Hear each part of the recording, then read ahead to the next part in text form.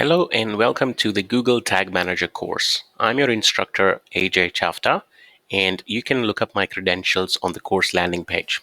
Now, let's get into why we need a Google Tag Manager, or why Google Tag Manager is necessary to be implemented on your site if you are doing any form of marketing.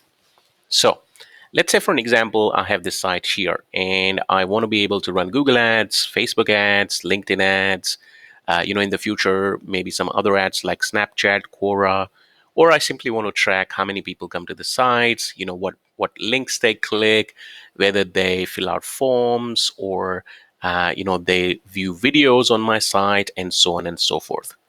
So in order to do that, so for an example, if I want to implement Google Analytics, then Google Analytics under the administration setting will give me a tracking code, which it will say, copy and paste this code as the first item into the head of every web page that you want to track.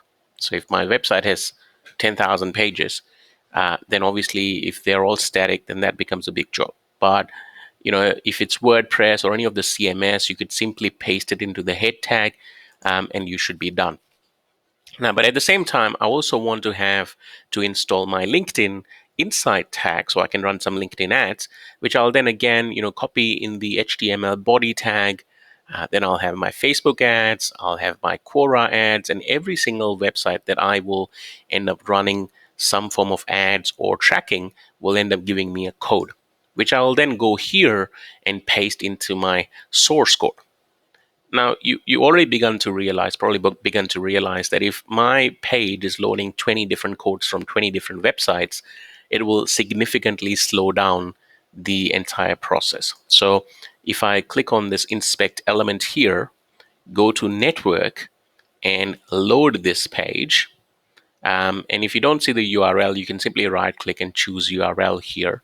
But once I look at the URL and I filter by Zen Academy, and then you would be able to see that while a lot of these requests are coming from Zen Academy, there's at least this one here coming from the Google Tag Manager.com. There's one coming here from Gravatar.com. There's one coming here from gstatic.com, which is the fonts. So, each of these requests are coming from external domains. They're not under my control. And zenacademy.com.au is under my control, so I can do things to improve the speed. But, if there's a LinkedIn tag coming from LinkedIn.com, there's a Facebook tag coming from Facebook.com, and so on and so forth, then the speed of the website will dramatically slow down. So you can see this page made 96 requests with 2 MB of resources and finished in 1.25 seconds. So in order to simplify this process, you want to have one place where you can make all the changes, and then that automatically publishes stuff on the website, or you can have all your codes in one single code, which you can then publish on the website, will dramatically simplify your job. But in addition to this, let's say if you are working in a large organization where multiple teams are trying to make changes to the site or trying to add codes to the site, then you obviously need a different solution. You can't have everyone access to the header of the page or the footer of the page, because then they'll just end up breaking the site.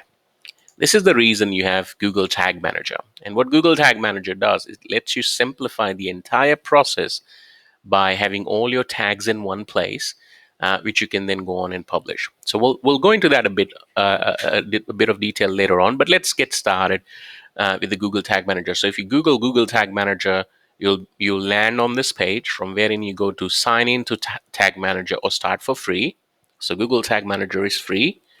And once you're logged in under your Google account, as you can see, it'll simply get you to start creating your account.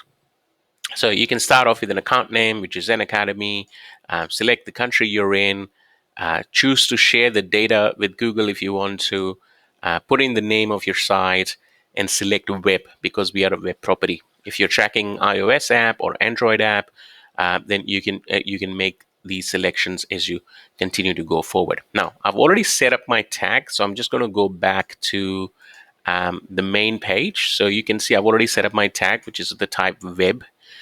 And now I've been given a container ID. So if I go in and I click this, as soon as you finish setting up your it's going past that first screen, Google will give you this implementation code, which you would only have to install once, and then be able to make all your tag related changes on this interface. So a little bit more about this as we continue down the course.